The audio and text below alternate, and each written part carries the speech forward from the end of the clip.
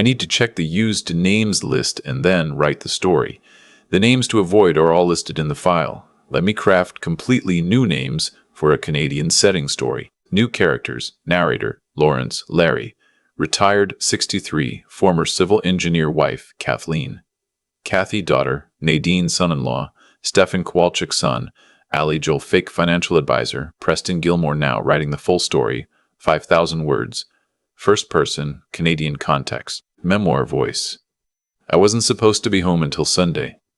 That's the part I keep coming back to. If the transmission on Joel's truck hadn't died somewhere outside Sudbury, if he hadn't called me Thursday morning instead of Friday, if I hadn't decided to just drive myself up early and surprise Kathleen, none of what happened next would have unfolded the way it did. Or maybe it would have, just without me there to stop it. We bought the cottage 31 years ago. It wasn't much then. A 2-bedroom place on a narrow lot off a gravel road north of Parry Sound. The kind of listing that sits on MLS for 8 months because the dock was rotting and the well needed work, and the previous owners had covered every wall in dark wood paneling that made the inside feel like the inside of a shoebox. Kathleen looked at it for about 4 minutes and said, "This is it." I trusted her then. I still do. We fixed it ourselves, mostly. Summers. Long weekends, the odd week in October when the kids were in school, and we'd drive up, just the two of us, and work on something. New deck. New duct. A proper kitchen. I re-insulated the whole north wall myself the winter I turned 52. And I was proud of that in a way I never was about the engineering projects I managed for 30 years. Those were other people's bridges, other people's roads. This was ours. We planned to retire there eventually. Full-time, maybe. The grandchildren would learn to fish off that dock. Kathleen talked about a vegetable garden. I thought about mornings with coffee and absolutely nowhere to be. It was supposed to be ours for the rest of our lives. That Thursday in early October, Canadian Thanksgiving weekend, I loaded my truck in the driveway at 6 in the morning and headed north. Joel had already made other arrangements once his truck was towed. He'd come up Saturday with his family as planned. No need to wait. I called Kathleen on the drive, but she didn't pick up, which I figured meant she was already out on the dock with her book. She does that. Phone inside, herself outside. I've always loved that about her. I pulled up the gravel road just after 10. The leaves were full peak, the kind of red and orange that makes you understand why people come from other countries just to stand in a parking lot and look at trees. I had the windows down. I was in a good mood. I was thinking about the Thanksgiving dinner Kathleen had been planning, and whether I'd have time to split the rest of the firewood before the others arrived. Her car was there. Stefan's car was there too, which surprised me. He and Nadine weren't supposed to come until tomorrow. I figured plans had changed. Maybe Nadine wanted extra time with her mother. They'd been closer lately, or so Kathleen had mentioned. I came in through the side entrance, the mudroom we call it, though it's really just a narrow hall with hooks and a rubber mat, and I heard voices immediately, not from the kitchen, from somewhere further in. I set my bag down without thinking, quietly, the way you do when you don't want to interrupt something. That's when I heard Kathleen crying. Not weeping. Not the kind of crying that comes from a sad movie or a phone call about someone's diagnosis. This was a quieter thing, worse somehow. A sound like a person who has been crying for a long time and has mostly run out of it. A sound I had not heard from my wife in 37 years of marriage. I moved toward it without making a decision to move. The cottage is small, 3 steps, and I was in the hallway. The bedroom door was half open. She was sitting on the edge of the bed, dressed, both hands in her lap, staring at the window. A cup of tea on the nightstand had looked like it had gone cold. I said her name. She turned and looked at me, and for just a moment her face did something complicated. Relief and fear at the same time. The way a person looks when the thing they've been dreading has arrived, but so has something they didn't know they were allowed to hope for. "You're early," she said. "What's going on?" I asked. "Where's Stefan?" She shook her head just slightly. "He brought someone, a man. They're outside." I looked out the window. The back deck, the one I built with pressure-treated lumber in 2009, the one where we've eaten probably 500 dinners. There were 3 figures out there. Stefan, Nadine, and a third man I didn't recognize, carrying a leather portfolio and wearing the kind of blazer that looks expensive without being flashy. They had a bottle of something. Sparkling. Nadine was laughing at whatever the stranger had just said. "Who is that?" I asked. Kathleen was quiet for a moment. Then he said he's a financial planner. Stefan introduced him. "His name is Preston something. He's been here since yesterday afternoon." I felt something go cold in my chest. Not panic, more like the feeling you get when you're reading a set of blueprints and suddenly realize a load-bearing calculation is wrong. A very specific kind of dread that comes from understanding, not from confusion. "Since yesterday," I said. "Stefan called me Wednesday," Kathleen said. "He said he wanted to talk to me about something. About us. About—" She stopped, pressed her hands together. "He had papers, Lawrence. A lot of papers. He kept saying you'd already agreed to everything. That this was just to get my signature too. That it was for our own protection." I sat down next to her on the bed. "What kind of papers?" She stood up and opened the top drawer of the dresser, the one where she keeps her reading glasses and her hand cream and, apparently now, a stack of documents an inch thick. She handed them to me without a word. I read slowly. I'm an engineer. I read things slowly, and I read them completely, and I do not skip to the end. It took me 20 minutes. When I was done, I set the papers on my knee and looked at the wall for a while. What Stefan had brought. What he'd driven up here with a stranger to get my wife to sign on a long weekend at a cottage 2 hours from our lawyer, 2 hours from anyone who might have read it with her, was a package. A comprehensive estate restructuring. The cover sheet called it. A power of attorney granting Stefan and Nadine joint decision-making authority over our finances and property, effective immediately. A document reclassifying the cottage as an investment property to be managed by a numbered company in which Stefan held a 49% interest. A referral form for a geriatric care assessment. A letter, drafted on what looked like medical letterhead, suggesting that people in the early stages of cognitive transition often benefited from having financial affairs managed by trusted family members. I am 63 years old. I passed my last engineering certification examination 4 years ago. I drive, I cook, I built a bookcase from scratch last winter. There's nothing transitioning about my cognition. He told you I'd agreed to this, I said. He said you'd talked about it at Easter, that you were worried about your memory and you didn't want to burden me. She looked at me. You never said anything like that to me. No, I said. I never did. She nodded once like I'd confirmed something she'd already decided to believe, but needed to hear. And you were going to sign? I asked. Not accusing, just asking. I didn't know what to do, she said quietly. He had all these papers. He said it was what you wanted. He said if I didn't, it would be harder later, that there were tax implications, that we'd lose the cottage too. He used a lot of words I didn't understand. She looked out the window. He'd been here since yesterday. He just kept talking. I thought about my wife, alone here, for 18 hours, with her son-in-law and a man with a leather portfolio and a stack of documents telling her that her husband had already decided things without her. I thought about the bottle of sparkling wine on the deck. I put the papers on the dresser. I stood up. I straightened my shirt. Stay in here for a bit, I said. I'll be right back.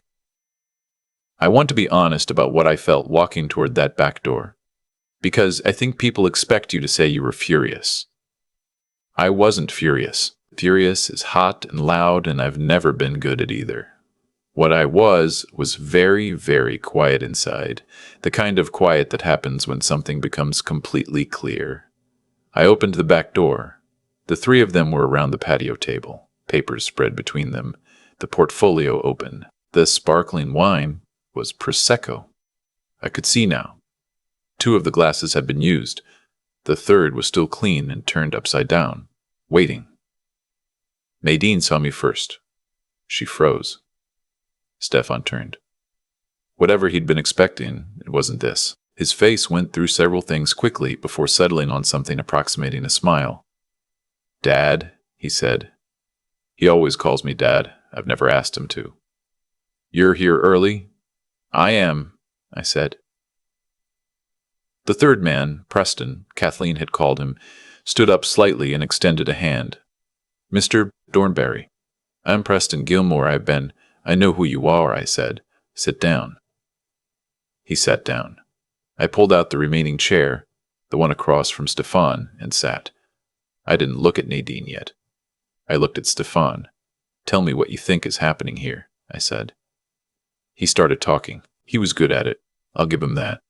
Smooth, prepared, layered. He talked about planning for the future, about protecting assets, about how he and Nadine had been worried for some time, about a conversation we'd supposedly had at Easter where I had expressed concerns about my health. He talked about the cottage and property values in Parry Sound and tax efficiency and the complexity of estate law in Ontario. He talked about how this was all out of love. I let him finish. How long have you and Mr. Gilmore been working on this? I asked. A small hesitation. A few months. We wanted to have everything ready before we presented it. And your plan was to have Kathleen sign over power of attorney for our finances and property at a cottage without her own counsel on a holiday weekend. It's not a transfer. It's a Stefan. I said his name the way I used to say my children's names when they were teenagers, and I needed them to understand that what was about to happen was not a negotiation. I read every page of what you brought. I know what it says. He looked at the portfolio, then at me. The smooth surface of him cracked just slightly. The conversation at Easter, I said. Walk me through it. Dad, you said, I've never expressed concern about my memory to you. Not at Easter, not at any other time. I want you to understand that I know that, and Kathleen knows that, and whatever Mr. Gilmore here was told, I'd like him to know it too. Preston Gilmore had stopped performing helpfulness. He was sitting very still with his hands flat on the table. Mr. Gilmore, I said, are you a licensed financial planner in Ontario? Yes, I'm registered with. I'll be verifying that. What's your registration number? He gave me a number. I wrote it on the back of a gas station receipt I had in my shirt pocket, the way I've written things down my whole working life. Then I looked at Nadine. She was looking at the table. She'd been looking at the table since I sat down. There was something in her face I recognized from when she was a child and had done something she knew was wrong. Not the defiance she showed when she thought she might get away with it, but the other thing, the one underneath. Nadine, I said, did you know what these documents actually said? She was quiet for a long moment. Then Stefan explained it. That's not what I asked. Another silence. I thought, he said you were worried about. Your mother has been alone here since yesterday afternoon, with 2 people telling her that her husband had already agreed to give away control of our finances and our home. I kept my voice even. She was crying when I arrived. Did you know she was upset? She looked up then. Her eyes were wet. I thought she'd feel better once she understood. She understood fine, I said. She just didn't want to sign something her husband hadn't actually agreed to. Stefan started to speak. I raised one hand and he stopped. Here is what's going to happen, I said. Mr. Gilmore, thank you for the drive up, but we won't be needing your services. I'll be following up with the Financial Services Regulatory Authority about your registration and about the circumstances under which you were engaged for this. I collected the portfolio from the table. He didn't try to stop me. Stefan, I'd like you and Mr. Gilmore to leave the property today. Not tomorrow, today. Dad, if you'll just... I'm not finished. I set the portfolio on my knee the same way I'd held the papers in the bedroom. I've spent 31 years paying the taxes, the insurance, the maintenance, and the mortgage on this cottage. My name is on the deed. Kathleen's name is on the deed.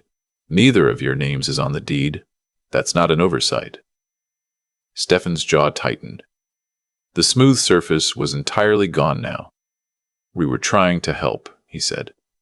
And I think, in some version of himself, he may have believed that. You told my wife I was worried about my memory, I said. I'm going to remember this for a very long time. I stood up. I took the portfolio inside with me. Kathleen was in the kitchen when I came back in. She'd made fresh tea. She handed me a cup, and we stood at the kitchen window and watched Stefan fold up his things on the deck and say something to Preston Gilmore, who was already gathering his jacket. "Are you all right?" she asked me.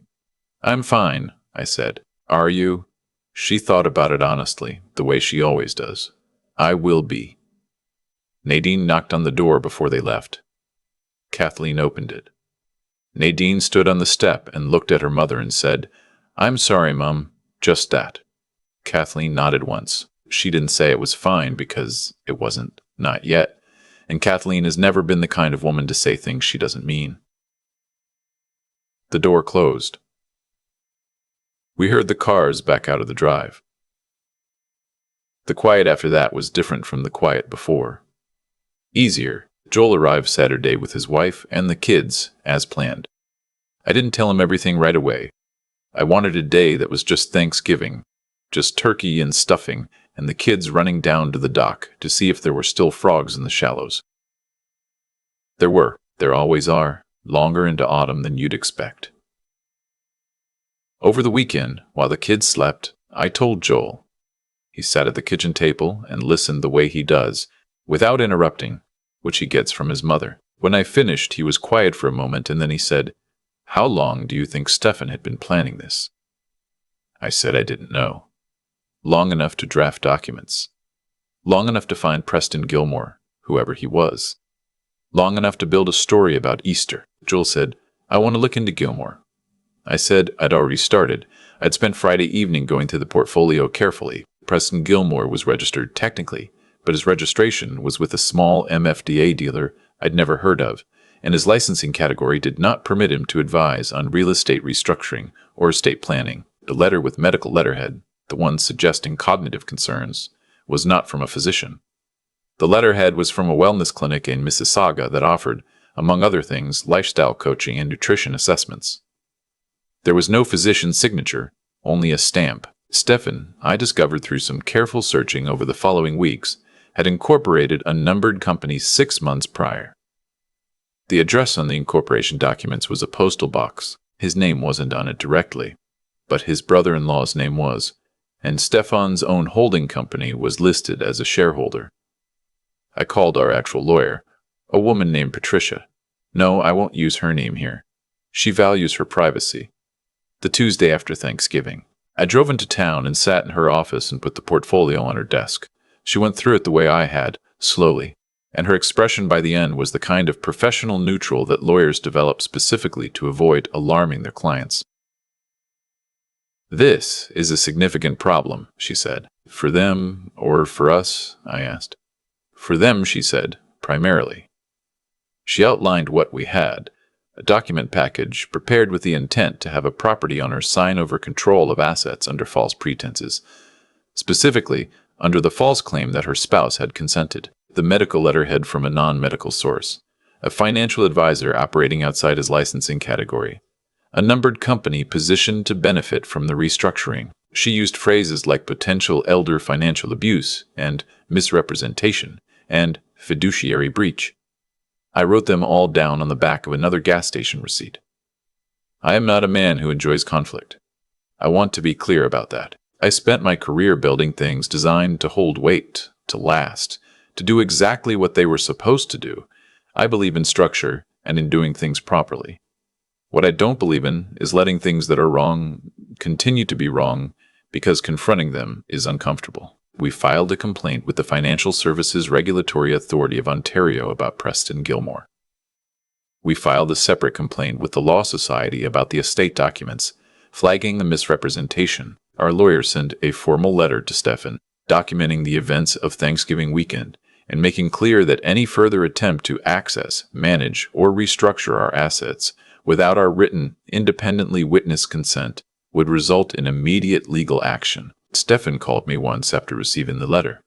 He said the whole thing had been misunderstood, that he'd been trying to help, that he was hurt. We'd involved lawyers. I listened to all of it. Then I said, "Stefan, you drove up to a cottage with a man my wife had never met and spent 18 hours convincing her that her husband had already agreed to hand over our finances and our home. I'd like you to tell me clearly what part of that was a misunderstanding. He didn't have an answer for that. He and Nadine came to Christmas. We decided to let them for the children's sake. Because the grandchildren are not responsible for their parents' decisions, and because Kathleen and I believe that some things are worth preserving, even when they're complicated. But things were different. Some things, once you've seen them, you cannot unsee. Nadine, over the months that followed, was the one who changed. She started calling Kathleen on her own without Stefan. At Easter, the real Easter, the one with no documents, she took her mother for a walk along the road while I made coffee, and when they came back, Kathleen's eyes were red, but her posture was different, lighter, somehow. I don't know everything that was said between them. I don't need to. Preston Gilmore's registration was suspended pending investigation. We received a confirmation letter in February. I read it once, filed it, and didn't think about it much after that. Stefan never apologized directly. I'm not sure he's capable of it, or capable yet anyway. People change slowly, if they change. I've built enough things to know that you can't rush a cure, only manage the damage. What I know is this: it is now July, 9 months later, and I am sitting on the dock at the cottage. Kathleen is behind me in the garden she finally planted. Tomatoes, beans, a row of marigolds that don't serve any agricultural purpose but make her happy. Our grandson is trying to bait a hook and cannot figure out the knot, and I'm letting him work at it because he needs to work at it, because some things you have to figure out yourself, because the trying is most of the point. The water is flat this morning. The loons have been out since before I was. The cottage is still ours. There is nothing wrong with my memory. I remember everything. The rotting dock we bought in 1993, the paneled walls Kathleen looked at for 4 minutes and loved anyway, the weight of that portfolio on my knee, my wife's face when I walked to the door 2 hours earlier than anyone expected. I remember what it felt like to drive north on a Thursday in October, windows down, thinking about firewood and turkey and the good ordinary life Kathleen and I had built. I'm going to keep thinking about that for a very long time. If you're watching this and you have parents, grandparents, someone older in your life who owns something worth wanting, please hear me when I say, the threat doesn't always look like a threat.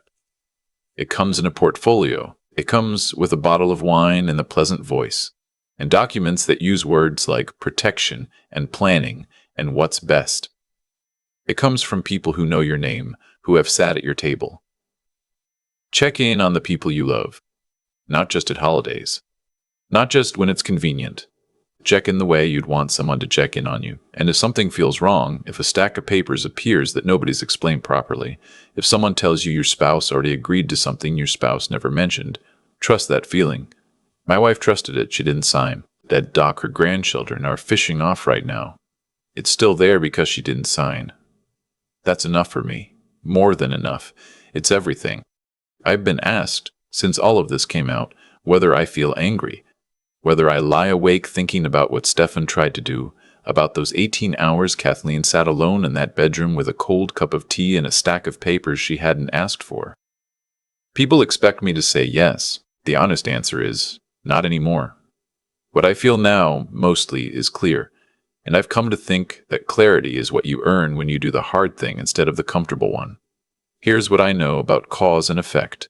Stripped of anything dramatic, actions accumulate. Every choice Stefan made, incorporating that number company quietly, finding Preston Gilmore, building a false story about Easter, driving north on a holiday weekend.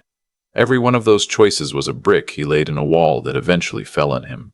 Not because the universe punished him, because the logic of what he was doing was always going to catch up with the man who reads things slowly and completely and doesn't skip to the end.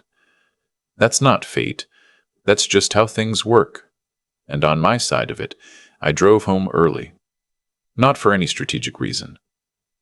Because Joel's truck broke down. Because I decided not to wait. The difference between Kathleen signing those papers and not signing them was 2 hours and a transmission failure on a highway outside Sudbury. That's a thin margin. It keeps me honest about how close things can get before they go wrong. What I've thought about most, in the months since, is the question of what we owe each other as we get older. Not in a grand philosophical sense.